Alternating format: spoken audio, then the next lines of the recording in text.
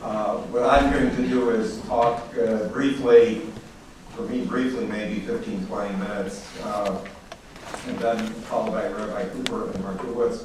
And hopefully there will be sufficient time in the program, which is not usual, but they've allowed sufficient time for questions for any of you who would like to ask. I get to introduce myself. I'm getting old now. I teach at Columbia University. I've spent most of the last 35 years of my life in the United States government, working in the national security area, first at the White House at the National Security Council, later at the Department of Defense, and in the intelligence community. And I guess the last major full-time job I had was as the director of the Defense Research Projects Agency in the late 1980s, which comes up in the discussion here when we get to talking about the internet. In any event, I'll press on with this. What I'm going to talk about is slightly different than most of the talks that you're going to hear over the next few days. Most of the people here are actually going through much of the substance that has been in the media. I'm going to talk about the media of the current era and some other comments I've got to make about how this relates to anti-Semitism in the modern world. And I want to start out by talking for a couple of minutes about sort of what I call changing paradigms in media in the world.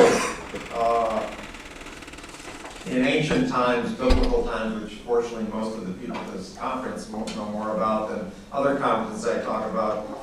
What we're talking about in ancient days, we're talking about an oral tradition, because not many people in the world could read or write, sort of like Afghanistan today. There were very few texts, very few manuscripts. They were very costly, hard to do, and nobody read. And that was sort of it for most of recorded history. When we get to the Middle Ages, we have an expansion of written and printed matter, as we did have an expansion in literacy, and at least what was part of the modern world at that time. And I guess the first major change, or what Kuhn at Harvard would have called a structure or scientific revolution, was with the invention of movable type by Gutenberg in 1534, which greatly increased the ability to produce media, or printed media it was at that time. And there really wasn't much of a change for the next 300 years. Benjamin Franklin's printing press looked just about like Gutenberg's did. You know, like they crank at a sheet of paper, squish it with the hand gizmo. Out came a sheet of paper, and to those that could afford it and pay for it, maybe they read his paper, but that was about it for that period of history.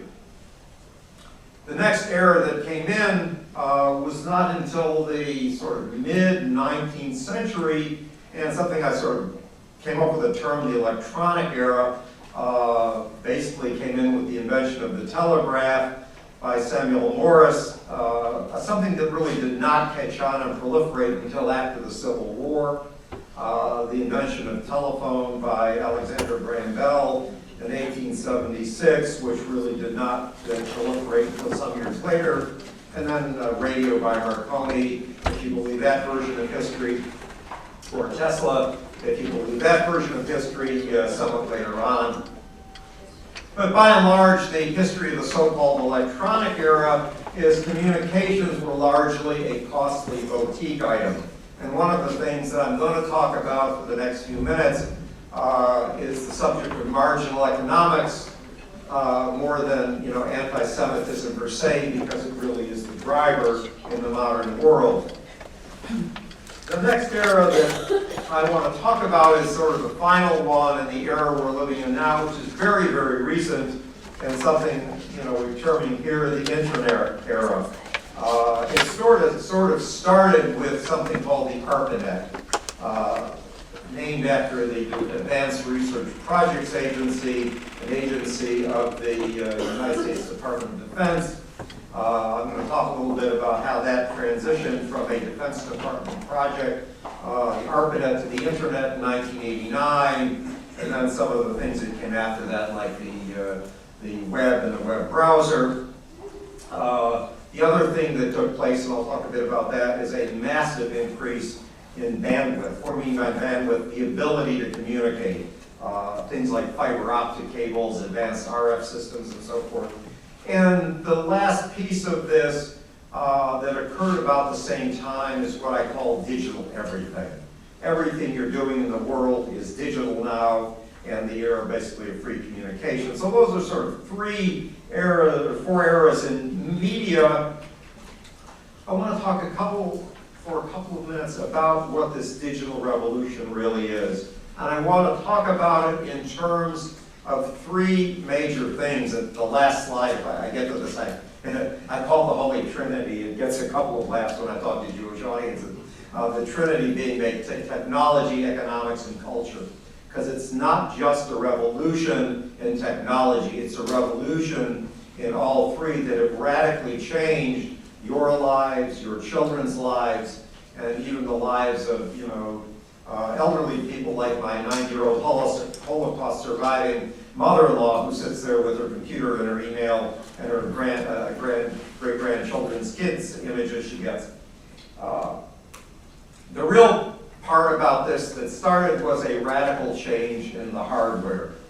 It's computers, it's communication devices, it's web-enabled devices, where we now have integrated computing and communications and displays. We got a new generation of stuff coming along every 18 months. And what we really get, if you look in terms of the dollars for people, is something I call the era of free hardware. On the communications side, we've had a revolution as well. We've got new ways to actually move information. Fiber optic cables are going all over the earth now. There are satellites that move data. We have DSL connections, many of you have them to your home, your office. We've got what we call cheap bandwidth at the home and the office. It's really very, very inexpensive to connect the world. We have a world in terms of the technology where we've gone to something called packet switching rather than line switching, which was the great contribution of the internet technology. And sort of the last piece of this world of digital everything is everything that you're dealing with, all of the media you're dealing with, basically are digital. It doesn't matter what it is. Documents, audio, video, games, everything now is digital, and it can be moved or put on the internet or transferred on the internet easily because it's digital. We don't have to do what in the old days was called an analog to digital conversion. Paper media are basically vanishing. Newspapers have gone out of existence as published paper media. I guess San Francisco doesn't even have a published paper anymore in paper copy. It's all on the internet. And a lot of it's a good thing. I mean, when I left the government the first time and moved to Los Angeles in 1974, I used to have to arm wrestle a bunch of Israeli immigrants for a copy of Haaretz. It showed up a week late. It cost $5. There was a lot of money to me then. It's great these days. Haaretz I get online. It comes for nothing. I can see it at 2 in the morning, and it's in English, so I don't have to struggle with my terrible Hebrew. It's really a different world. And the world has transitioned in sort of every respect from electronic media to other systems. In the area of law, you can't even take a paper brief to the federal court. It has to be uploaded onto their site. Documents are now accepted as scans, emails, no longer the business of an original signature, wax seals, ribbons. It's a totally different world than we had just a couple of years ago. The one that is the real killer here, or the second one that's a big deal, and isn't often recognized, for those of you who have been in the finance area or studied economics, this is a world of marginal economics. Not only are the devices we're using getting cheaper and cheaper, I use the term, everything we get today is cheap crap from China. You can't buy anything made in this country anymore. Everything we get is very inexpensive. It comes from China or one of the Asian countries, comes off the internet, free shipping, no tax. What you're using today are no longer toys for the wealthy. The stuff you're using today are affordable for adults and children. I sometimes make the facetious remark that every kid over the age of 3.5 is walking around on with a cell phone or some sort of handheld device. It wasn't that way years ago. When cell phones were first introduced into this country a couple of years ago, not that many years ago, the number was 47 and 47. $47 a month, 47 cents a minute, plus long distance, plus roaming, blah, blah, blah. The average housewife in Encino is running up a $700 a month bill for her cell phone. It isn't that way anymore. What we have to understand is that the marginal costs of communications are fallen to zero. You're paying a fixed monthly rate often for the phone at the house, if you're an old person and still have one. Most people now have switched to cell phones for everything. I've got a cell phone account. There's 4 phones on the account, myself, my wife, and a couple of our adult daughters who are still charging their phones to us. But I've got over 12,000 rolled over minutes. There are no marginal costs. You can talk forever on your cell phone and it doesn't cost another penny.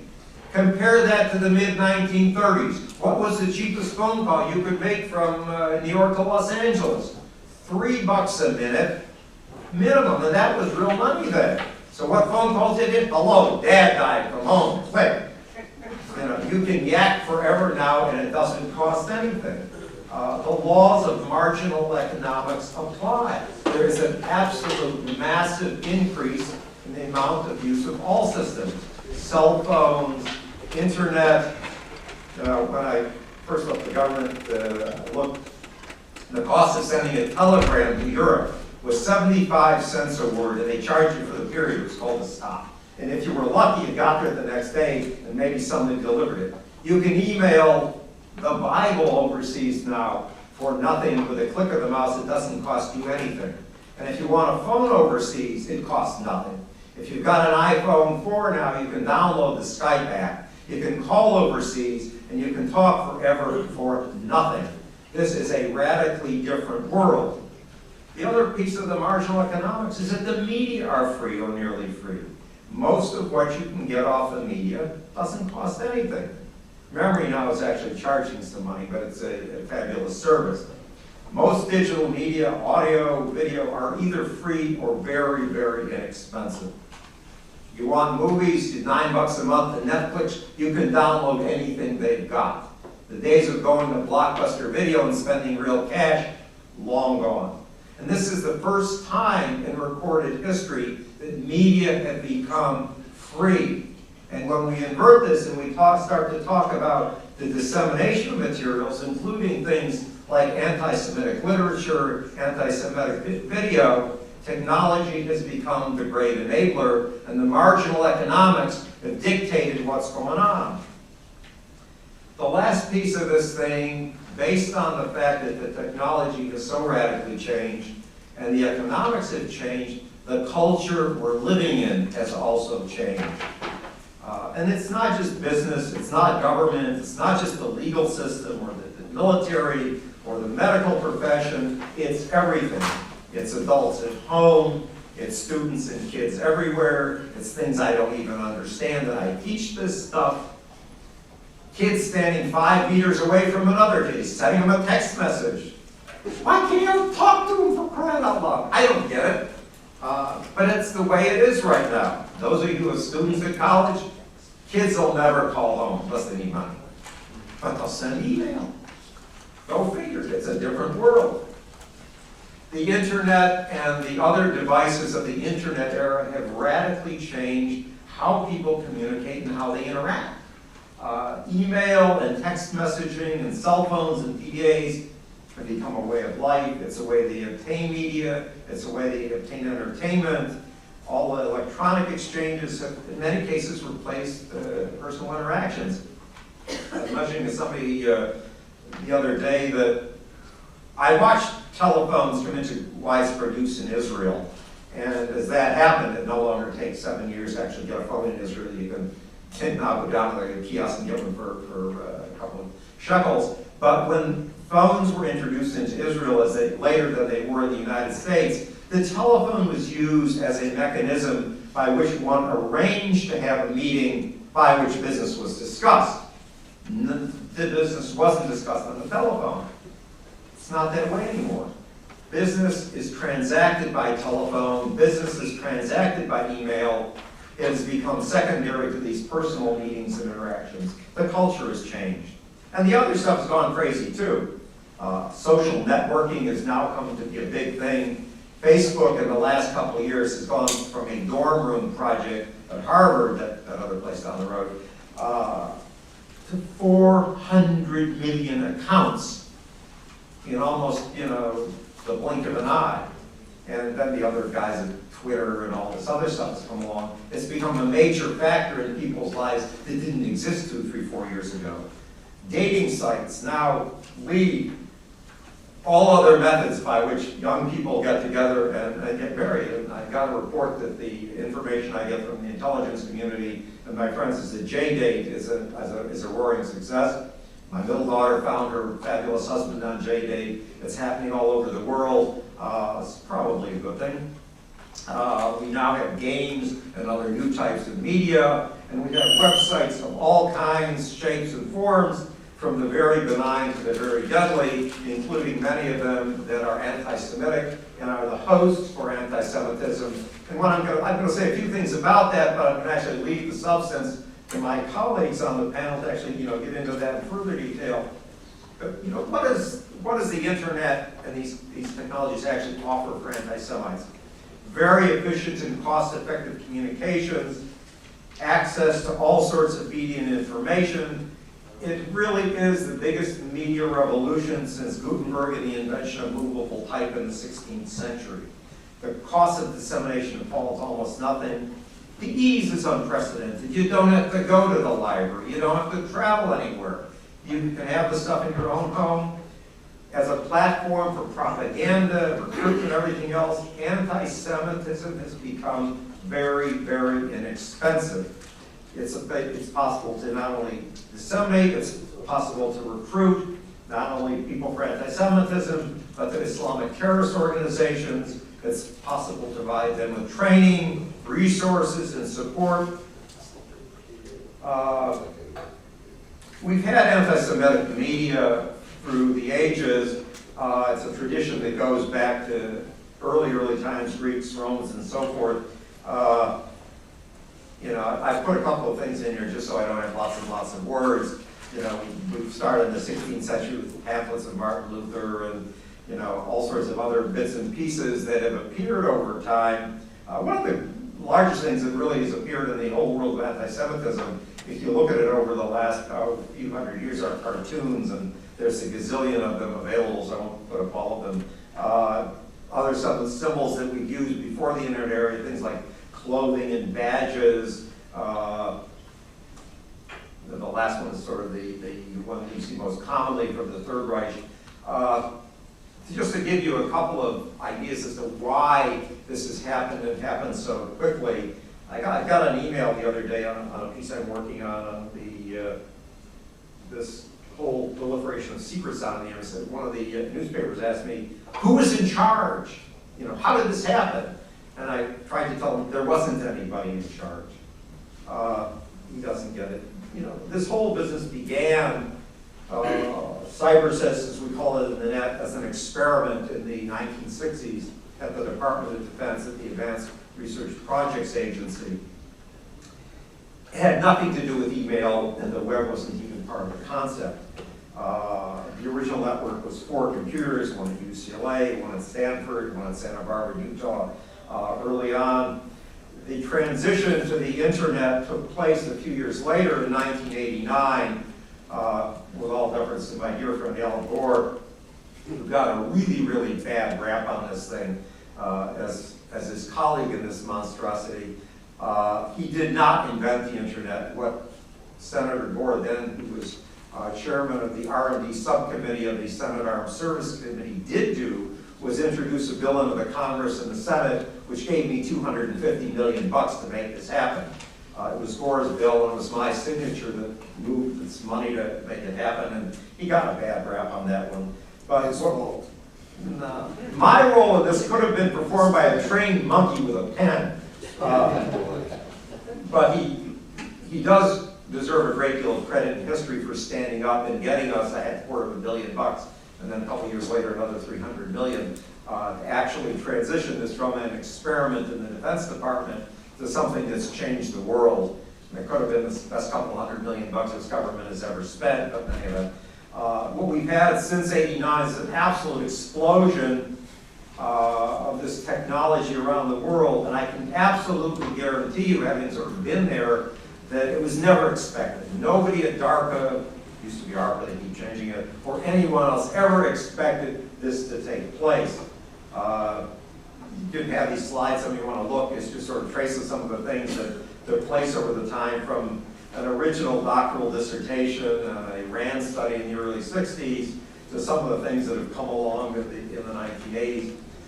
Just so you want to see how this thing started, the government asked for proposals from industry, and the request for the proposals on the left side. One company in the country actually responded, Bolt, Beranek, and Newman. For those of you who like history, IBM sent in a response to the government that said, this is too hard and it probably can't be done. The Digital Equipment Corporation sent in the same thing. This is too hard and it can't be done. And BB&N, who basically figured it out to begin with, sent in this document which said, we think it's really hard, maybe it can be done, but why don't you give us the money and we'll try. And that's how it sort of started out in the early days. What happened over the last, years, we started from 4 nodes on the entire network in 1969, which is not all that long ago, to today. We have no idea how many people are in it. Probably a couple of billion. We don't know. But it's come along. Why did things change like this? Well, a couple of reasons. All at the same time. There was a paradigm shift, Moore's Law. Very cheap, powerful integrated circuits. Moore, if you don't know Gordon Moore, he was the founder of Intel. He invented the integrated circuit. Packet switching, a much more efficient way of using circuits, digital everything I mentioned, and this idea of cheap communications. All 4 things at the same time brought about a revolution in the world. You don't want to know this one. For those of you who like little pictures, this was our first hard drive. It's this thing in the cabinet the young lady's looking at. It took up a chunk of a building. You probably got a 400 megabyte hard drive on your laptop because it's an old one and you didn't get a new one yet. But the world has changed. I've talked a little bit about what's going on in the world. One of the things that's been mentioned today, and it's probably not useful spending a huge amount of time repeating, is the huge amount of overlap between anti-Semitism and anti-Israel feelings. A massive proliferation of websites.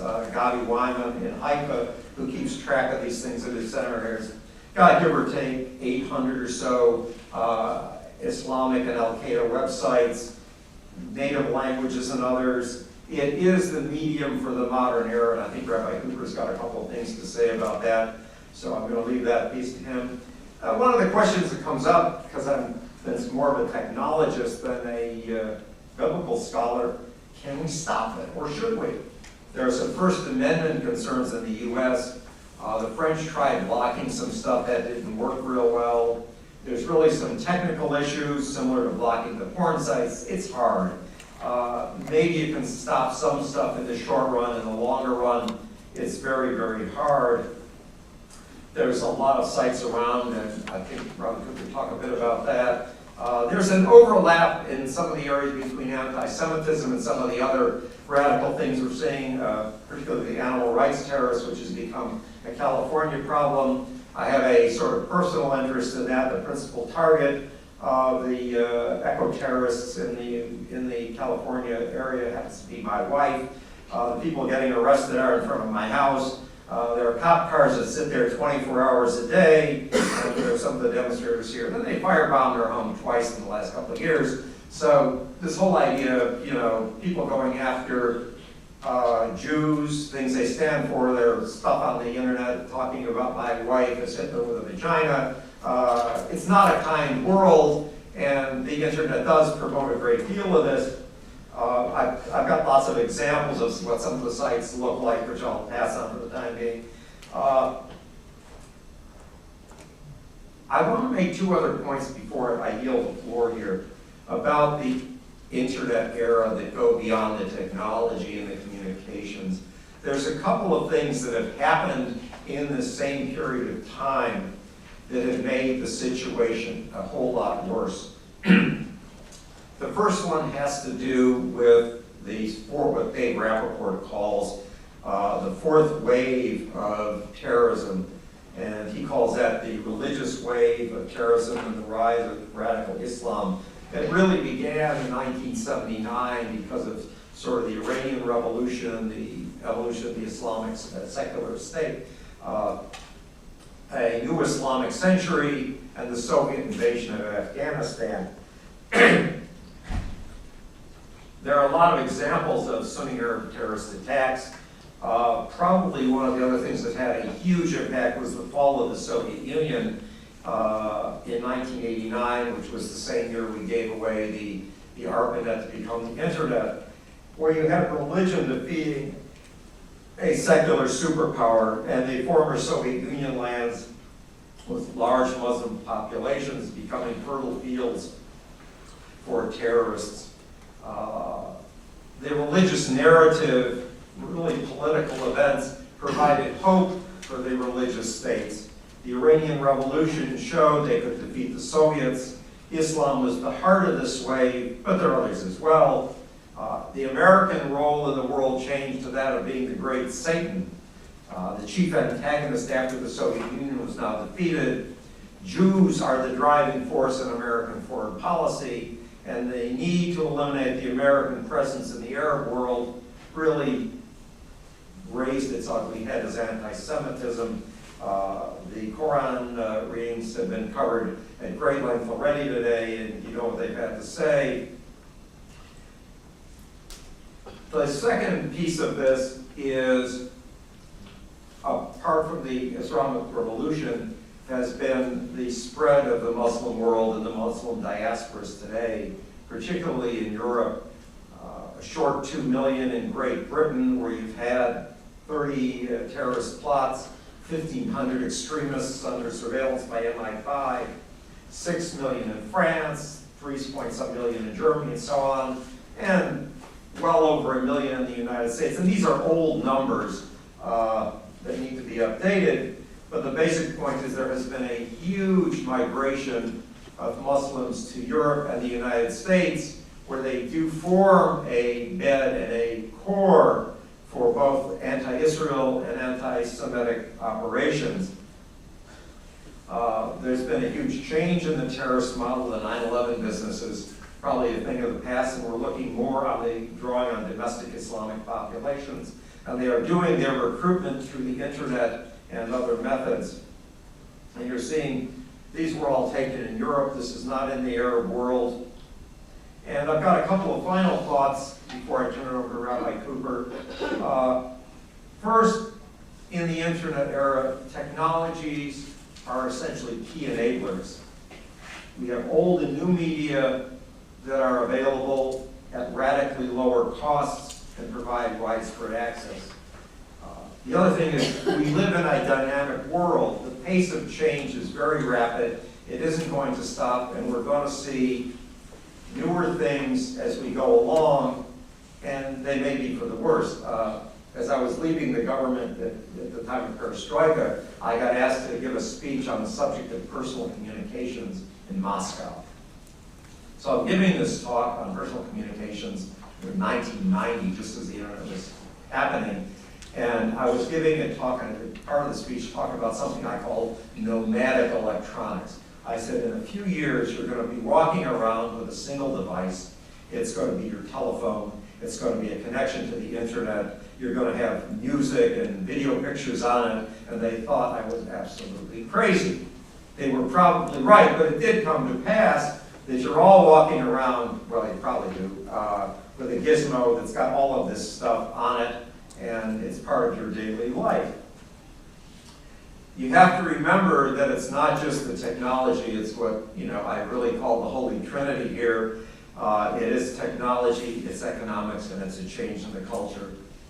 The second one I made, this rise of radical Islam and continued Israeli-Palestinian discord has been a cover for anti-Semitism of the worst kinds, and we saw a great deal of that this morning. And the pro-Palestinian media, which are not just the sort of wacko far end stuff, you're seeing this in the mainstream media in Europe and the United States, are making problems a great deal worse. And this whole business of the spread of the diasporas of Muslims to the Europe and the United States, it's a fertile ground for terrorism, it's a fertile ground for anti-Semitism, and the problems are getting worse, and I think it's a trend that's going to continue.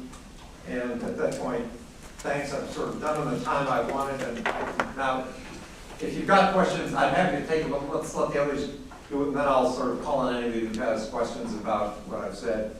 The next thing I would like to do is to introduce Rabbi Hank Cooper. It's a real pleasure that he's come to join us today, rather than just simply reading his biography, which I don't intend to do at all. I met Rabbi Cooper probably 2 decades ago when he and his colleague, Rabbi Marv Heyer, were building the Simon Wiesenthal Center in Los Angeles. And Rabbi Cooper is not only a student of Torah, he's a student of technology. And what they did there was something that was earth-shaking and radical at that point in time. They created a center of scholarship and learning that was different than any other in the world. They not only had the Wiesenthal collection of archives, but they sent special technology, which is sort of commonplace today, but it was earth-shaking and had to be created from scratch in those days, around the world, and brought into the Wiesenthal Center the collections of all other facilities around the world, so that a scholar, a researcher, and even a member of the public could go into their center and see these archives electronically in real time, which had never been done anywhere that I knew of. And I thought that was a pretty radical thing at the time, and these guys historically hopefully will get great credit for what they accomplished, both in terms of making the world aware of anti-Semitism, as well as making the information available to sort of anybody who wants it. Rabbi? This year, because you really have living history here about the entire dynamic of the internet, and not just the part that we're going to be speaking about today. I feel very lucky to have Dr. Wagner at the front, and Mark, who I heard gave a fantastic presentation. We were together a week ago in Montreal about Iran. So I know that we'll be covering a lot of territory. I was really nervous about 2 things as I got up to speak here. One, you just saw. I may analyze the technology. I don't have a clue how any of this works. So I'm very happy that the right people are here to help out. Secondly, I mean, who has the chutzpah to get up after Dr. Weiss's unbelievable presentation today? Its clarity, its courage, really remarkable. But she did get me thinking, of course, off topic. But I'd like to share the following true story that happened to me. It has nothing to do with the internet per se. One of the areas that falls to the Wiesenthal Center, because our international headquarters are on the Asia-Pacific rim. We do a lot of work in Asia. I've been to Japan about 30 times, and very often we go there when we find one of the major publishing houses or TV networks doing something about the protocols and the elders of Zion. So the day came when it was Nikkei's opportunity to get the Wiesenthal Center treatment. If you ever look on TV, the stocks, basically Nikkei is the Wall Street Journal of Japan. Very respected, generally stays away from stuff like this. Anyway, they were in some indirect way, but a profound way, about to be involved with a new edition of the Protocols of Zion. We stopped it in the tracks. So part of the peace treaty that we do with Japanese corporations, and by the way, it works like a charm. Halavai, all the other places in the world would be so easy. We catch the company when they do this. They write a letter of apology, and part of the peace treaty is they have to invite over 2 or 3 people from the Wiesenthal Center. And their entire executive command could be 150 people, have to take out an entire day. not only listening to someone speaking in English, but then consecutively in Japanese, which means that by the time I finish my presentation, none of these people ever wants to see my face again. So it's a very effective countermeasure, low tech, but effective countermeasure in Japan among the elite on anti-Semitism. So at the end of my presentation was about the protocols, and I brought many original multilingual covers of the protocols that we have in our archives, and I gave a whole hour speech, and I thought it was rather well organized. And then at the end, for anybody who's ever done business in Japan, or has ever lectured in Japan, I did something that only an American would do, but I knew, as he said, that it was really just meant as a sort of an Americanism. I asked anyone if there was a question. And when you give a presentation in Japan, it's very rare that you're going to have an immediate reaction, because all interplays are sort of negotiated. They go back, they have a group discussion, and they come back to you. Much to my shock, the executive vice president of Nikkei got up and he said, "Yes, Rabbi Cooper, we have a question." Okay, what's the question? Well, first of all, thank you for coming and for telling us what the protocols are all about. We now understand that Jews do not go to their synagogue on the Sabbath and plot the economic downfall of Japan. We very much appreciate that. And we know that you don't go to synagogue in order to control the banks or the media. And I said, terrific, I think you've got a good synopsis of the points I wanted to make. What's your question? His question was, Rabbi, what do Jews do in synagogue? And from the time of that question, I pretty much have changed my entire job description, or more accurately, my approach to my job.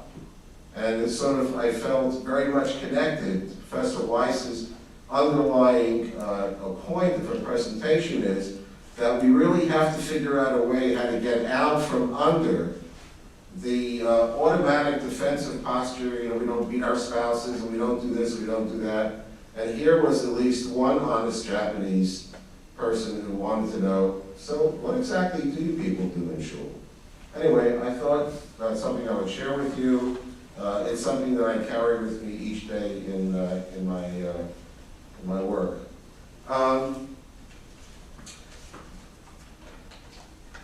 Our first speaker, as actually the inventor of the internet, and someone who used up hundreds of millions of dollars of American taxpayers' funds along the way, and as you can see, enjoyed every moment doing it.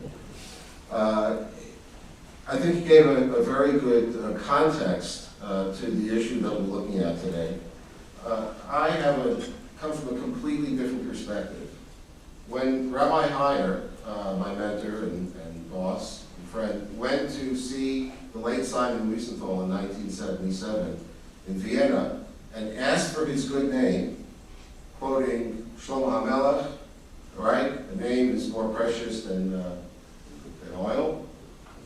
He said, what do you have in mind? If it's going to be a place where you only light yahrzeit candles twice a year, great idea, I'll give you a letter of support. It's not me. I'm an activist, so I expect that if you want my name, you guys are Americans, I'm European, I expect as part of this new relationship that you have to be activists. And actually that conversation leads directly to these to our Digital and Terrorism Hate Project, which we founded back, I guess, in 1998. And in the early years, it was very sort of difficult to get the attention in a serious way of the media. A lot of folks didn't understand the technology, myself included, but by virtue of how we got there, we simply followed the rats, meaning we were following neo-Nazis. And you may recall that we once sent an Australian-Israeli journalist undercover inside the neo-Nazi movement in Germany for 6 months. You can imagine how thrilled the German intelligence and police services were to meet us in Berlin when we were giving them the results of our 6 months undercover Jewish guys undercover inside the country. But the most important piece that came out from all of that was the fact, they learned something and so did we, that the so-called lunatic fringe, this is before internet, they were all using computers. They were using computer technology when the local police in Germany and Austria had no clue what a keyboard was. And we saw from the earliest days of the internet, the first website, which is still around, it's called stormfront.org, back in 1995, the day of the Oklahoma City bombing. Today, we're looking at about over 12,500 problematic websites, news groups, and increasingly social media. And this is just one institution. The numbers, I'm sure, are way, way beyond that. And to sort of recapitulate, well, make one other basic point, and that is, we put out an annual report called Digital Terrorism and Hate. It's in a CD-ROM. For anyone who'd like a copy of the latest one, I happen to have a couple up here at the end of the session. Feel free to come down and pick up a copy. But the truth is, we're looking at two parallel phenomena. There's the world of hate online, which is bad enough, and most of my presentation will be about that today. Mark is going to cover in more detail the issue of terrorism. But there are two parallel planets, and our institutional approach as both an American-based NGO, my colleague Dr. Shimon Samuels, who's based in Paris, had a lot to do with our Yahoo intervention with the French going back many years ago. We're dealing in the US with First Amendment freedoms, freedom of speech. Canada has its own unique approach. And then when you go over to Europe, to Australasia, there's tremendously different dynamics afoot. But our basic approach institutionally is as follows. If there's a hate website, we try to go to the provider and we say to them, by the way, how many people here have ever read underneath, you can't raise your hand, underneath the gray button when you buy a new software or you sign on to a new service, where it says, I agree? How many of you have ever read the entire document, the contract underneath? Amazing. This is one of the highest percentages. There are 5 people who raised their hand. I have never done so, but we have our senior researchers and other highly paid specialists who do. In other words, it's a contract. And we say to them, if you read your own boilerplate, normally, from our point of view, normally speaking, when you see the stuff, if we show it to you, this violates your own terms of usage, and we want you to throw them out. Now, does that eliminate that information or material from the internet? It does not. But overall, I think everyone agrees on all sides of this particular divide that trying to encourage good online citizenship is a very good thing, and occasionally it does throw a monkey wrench into the bigots. When we're dealing with terrorism, it's a completely different issue. There, we're not so much concerned about eliminating that posting as to making sure that the appropriate police or intelligence service has seen the same thing, or at least has interpreted the same material that we have. So there, it's much more important to get that, to verify with the police agency they've seen it than it is to remove the information. So, sorry for my French, but let's go right to Facebook. And I might as well show you the rest of these because they're all there. Okay. So, interesting thing happened. You know, when you have 400,000 members and 300,000 more people at recently. No, I'm talking about us. Another 300,000 who are signed up for our so-called e-blasts. You get a lot of information coming your way. So what happened? One of our members told us blank Islam was no longer on Facebook, but all the other blanks, all the other attacks on the religions were. So, I have to have my speaker from YU, and I wrote, I thought, a very clever letter. Congratulations, Facebook, you did the right thing. Now please take off the other ones. 2 weeks later, got back an email from the head Pupop subdivision who said, thank you very much for bringing this to our attention. We're going to correct the situation immediately.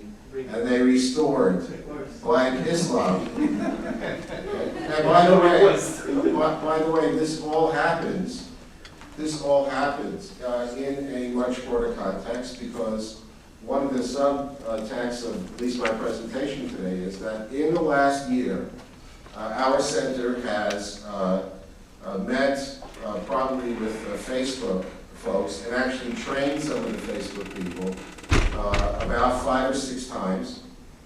They're no longer at 400 billion mark. We think they've surpassed at least 500 billion. And the problems with Facebook, of course, by the way, they wrote a great terms of usage. They sort of understood in theory what the problem was. No one ever anticipated that they would be where they're at today. And that's a big problem, not just in terms of hatred, which we'll show you in a little while, but also, especially in terms of terrorism.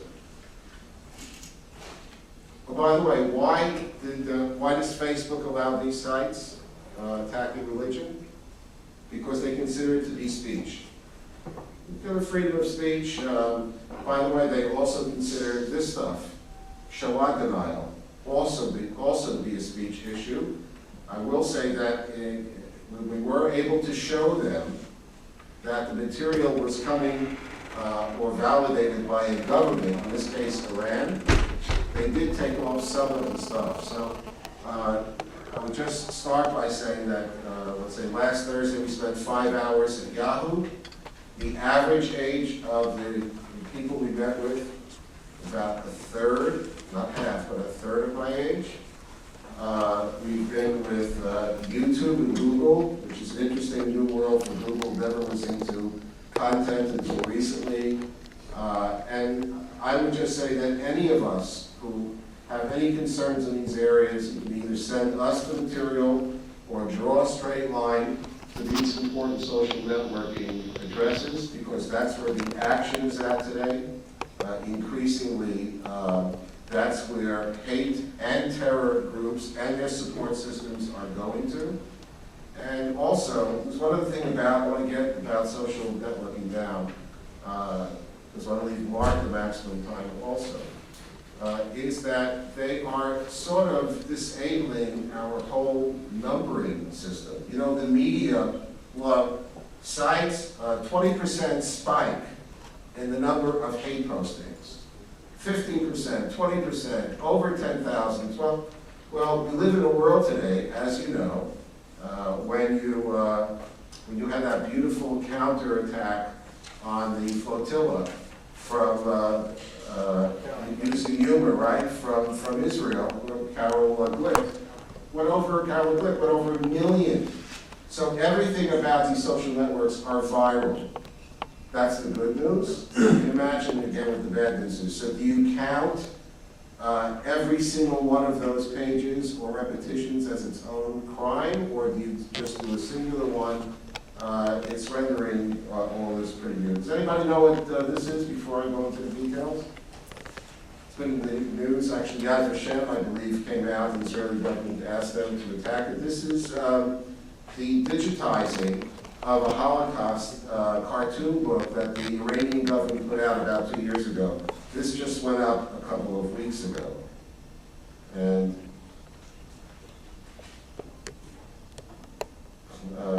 this is history of the world. If you look up at the visuals, one cartoon is worse than the next.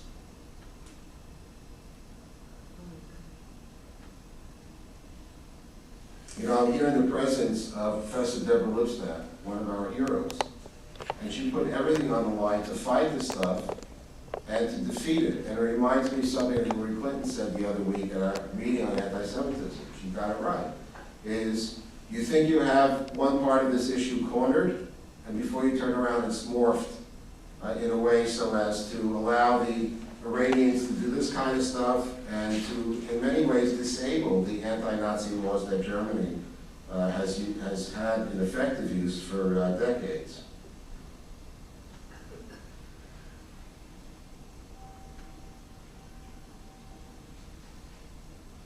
Dietlieb Felderer. Anybody know who Dietlieb Felderer is? Of course, but you don't.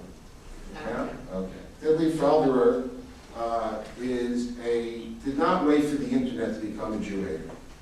He goes all the way back. He actually spent time in jail for slandering Simon Wiesenthal.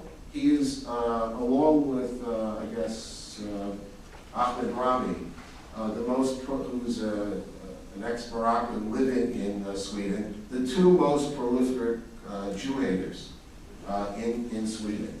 So 2 weeks ago, when we were at Google headquarters, and the lady in charge of YouTube content sat in, and she felt very comfortable that she had everything covered.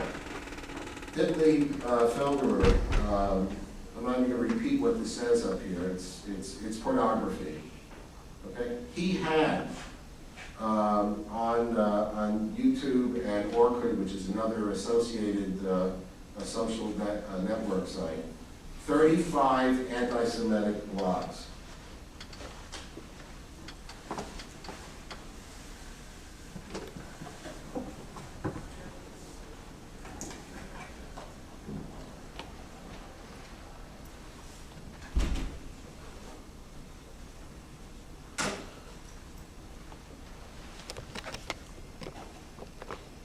Again, we don't have to go into details with this a group of experts that are coming together, but obviously Shoah denial is the staple of anti-Semitism, and today we not only have Shoah denial, we have relativism, revisionism, inversion, you name it, and the internet, which is I think one of its greatest powers, really, is to incubate ideas.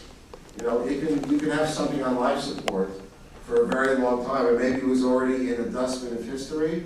Bring it online, slap on a coat of paint, and find a catchy phrase, and you can be back in business. How many of you are familiar with this particular site? This is a YouTube site, and in some ways it's the most shocking. Anybody ever seen this before? Do you want to explain, Professor? No, you go ahead. So we have, maybe I'll show a few seconds, but you all know that the Nazis brought a team of, basically came to make a so-called documentary about the Jews in Theresienstadt to show the world how great Jews are being treated under the Nazi regime. It was so ludicrous that actually was never released. But now it serves as I don't know if we'll get the audio on this, but the audio happens to be off on here. But if you recall now some of the stuff, the horrors of that particular event, you know, showing the kids who are sitting in the audience with tables piled with food, all of those children never were able to eat anything there, taken out immediately to the trains and gas. So this particular piece of propaganda, Nazi-made propaganda, which never made the cut during World War II, is now, in fact, being used online to say, oh, the Jews say it was such a terrible time. Here's the historic footage taken by the Germans themselves.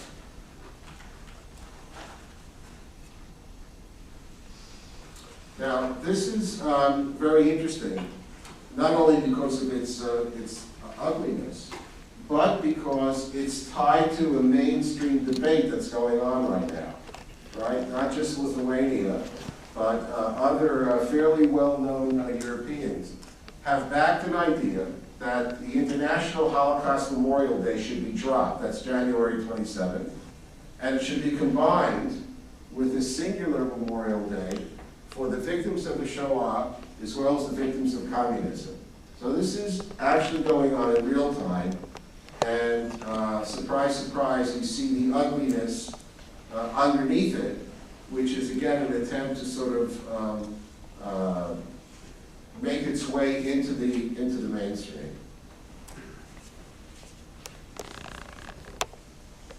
I don't even know what to say when I show you this stuff.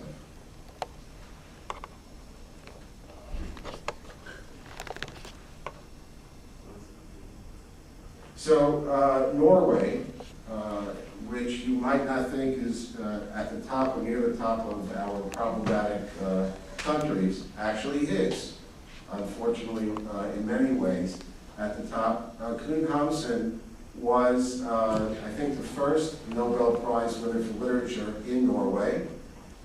His 150th anniversary just came. The government spent a couple of $1 million to rehabilitate him. He actually, during World War II, gave Joseph Goebbels his Nobel Prize. He was so enamored with what the Germans were doing, didn't particularly like the United States. Wasn't necessarily an anti-Semite, but this again reflects, rediscovering Knut Hamsun, this reflects an ongoing attempt to redefine memory and to try to minimize, marginalize, and deny what happened in the Shoah. Pin the tail on the Jew, Facebook page, and here we go with protocols, Egypt.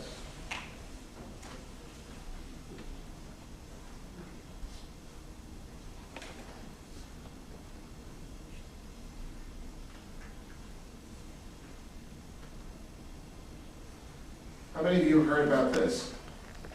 Right, well, let's see, our Israeli diplomat, poor guy, they don't pay you enough. But again, here's a perfect example of how old hatred, updated to the 21st century, in many ways incubated online, sort of kept alive, and then when the appropriate time came, to try to move it forward. Everybody knows what the Israeli military hospital and 200 plus people, what they were able to achieve. Even the BBC, CNN, everybody saw what it was, the whole world saw it. However, there were some anti-Semites who saw another wonderful opportunity, which was, what's the real reason the Jews are there? Answer, to continue their whole approach of stealing human organs and making a business out of it.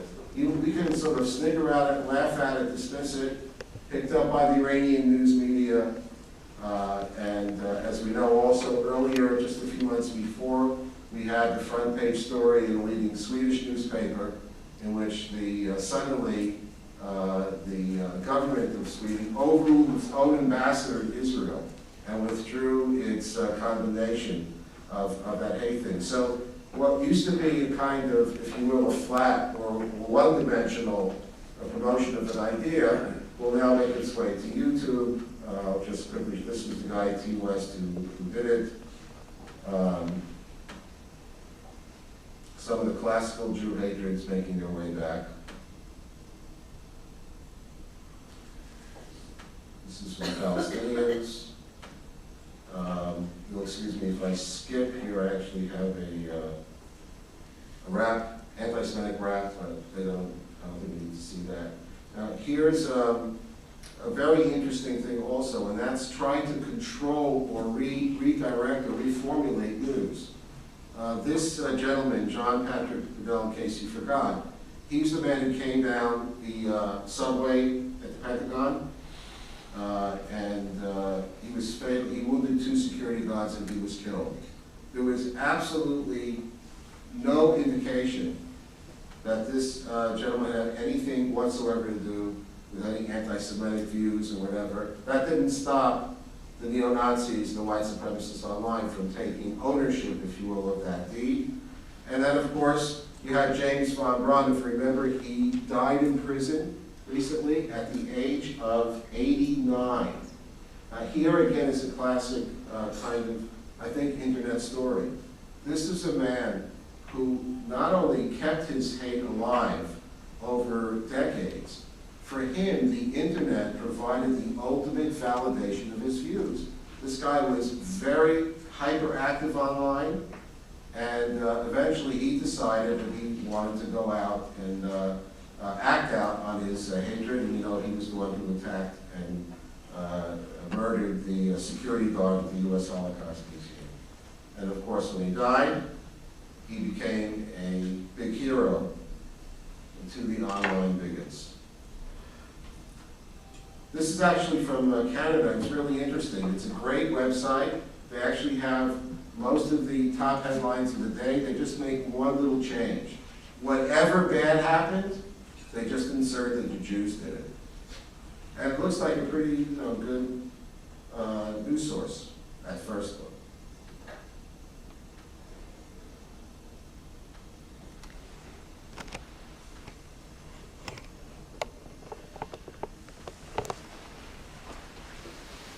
How many of you heard about Beat the Jew? It actually started with Beat Brunette. There was a cartoon series. I wanted to download it and bring it, but they pulled it. Yeah, there was a what's it called? Something Park, South Park. Actually had this thing where they said, go out and beat all the brunettes. And unfortunately, in the US and Canada, there were numerous examples where people followed up and did it. So here you had a couple of very clever seniors at a San Diego, California high school, 2 weeks before graduation. Not the riffraff of the class, the top of the class, in which they posted to Facebook, Beat the Jew. There were 3 or 4 Jews in the class. For those kids, you know, what should have been the highlight of their young lives was a complete ruination of it. And it goes into some detail about how to do it, and got some local media out of it, etc.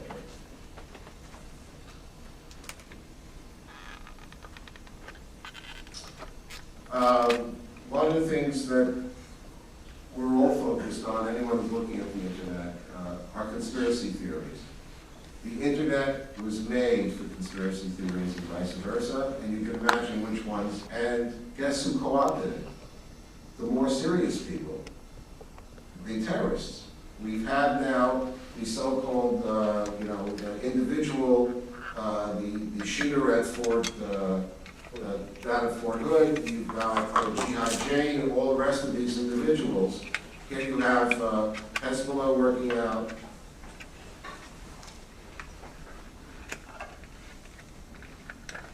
Boycott, I don't know if you've seen this one. That's an American site. And something that we'll probably be taking up next year in more detail. Something that has not gotten enough attention. I want to make it very clear that I don't consider to be the website, I don't consider websites of mainline Protestant religions to be hate websites. They are not. But when they pick up and embrace things called like the Palestinian Christian Kairos document, which denies the rights of the Jewish people to their own state, and calls for an embrace of supersessionism, of a theology that basically said today's Jews have no connection to 3,000 years ago. We have no legitimate past. When the Torah talks today, when we read the Torah today, when it talks about Israel, it's the new Israel. The only time the old Israel, meaning us, kick into to this new narrative is when the prophets talk about curses. When it talks about curses, we can have ownership. When it talks about anything to do with the Holy Land, the Jews have no connection. You now see in the various biennial and annual meetings of major mainline Protestant denominations a seepage of this theological hatred into their mainstream. The internet plays an important role, not only in the promotion, but by the way, an important role for us to see what their tactics are. You class Palestine as a hate I'm going to stop here because I myself want to hear a lot more about the terrorism aspect from my colleague Mark.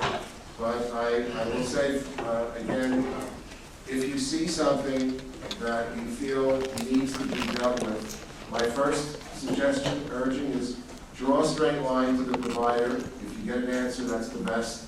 Drawing a straight line. Secondly, please empower your children and grandchildren. They already know about this stuff.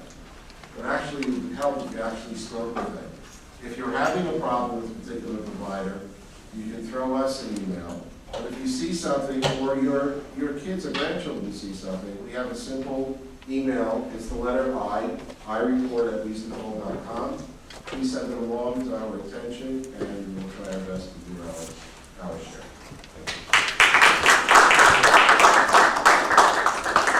Thank you, Rabbi Cooper. As always, you've done a marvelous job, and I was particularly thrilled to see the extent to which you've woven the social networking material into your presentation.